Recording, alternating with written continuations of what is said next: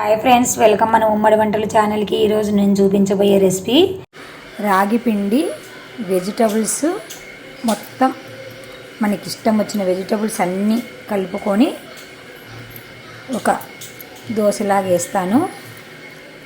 చాలా మంచిది హెల్త్కు. తప్పకుండా మీరు కూడా ట్రై చేసి మీ పిల్లల ఆరోగ్యము కాపాడుతూ ఉండండి ఫ్రెండ్స్. ఇద్దరికి సరిపడా చూపిస్తున్నాను.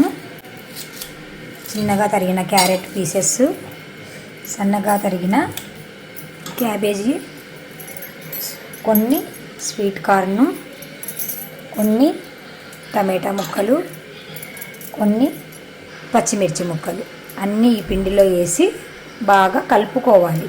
కొంచెం వాము, కొంచెం జీలకర్ర, కొంచెం చిల్లీ ఫ్లేక్స్ ఉంటే వేసుకోవచ్చు, లేదు అంటే ఈ పచ్చిమిర్చి వేసాం కదా ఆ కారమే సరిపోతుంది. తగినంత సాల్ట్, వంట సోడా వేసి అన్నీ బాగా కలుపుకోవాలి. అన్నీ కలుపుకున్న తర్వాత కొంచెం మైదా కానీ గోధుమ పిండి కానీ వేసుకోవాలి. ఎందుకంటే ఇది రాగి పిండి కదా, మనకు దగ్గర కావడానికి కొంచెం వేసుకోవాలి, ఎక్కువ అవసరం లేదు. చూసుకొని కొంచెం వేసుకోండి.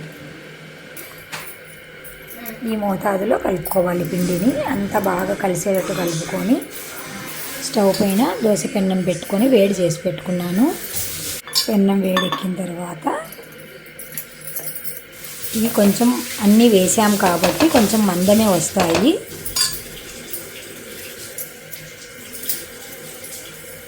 ఇలా చేత్తో అయినా అనుకోవచ్చు, లేదా గరిటెతో అయినా అనుకోవచ్చు, మన ఇష్టం అది. వేసాక ఒకవైపు కాలాక రెండో వైపుకు తిప్పుకోవాలి. అటుపక్క కూడా మీడియం ఫ్లేమ్ కానీ తక్కువ ఫ్లేమ్ కానీ మంట తక్కువలో కానీ పెట్టుకొని కాల్చుకోవాలి.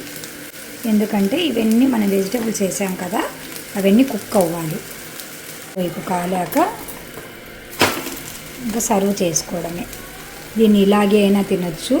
మనము కారం వేసాం కదా, పచ్చిమిర్చి వేసాము, చిల్లీ ఫ్లేక్స్ వేసాం కదా, లేదు అంటే టమాటా కెచప్తో కూడా తినొచ్చు. పిల్లలైతే, పెద్దలకైతే అలాగే తినొచ్చు. సర్వ్ చేసుకోవడమే.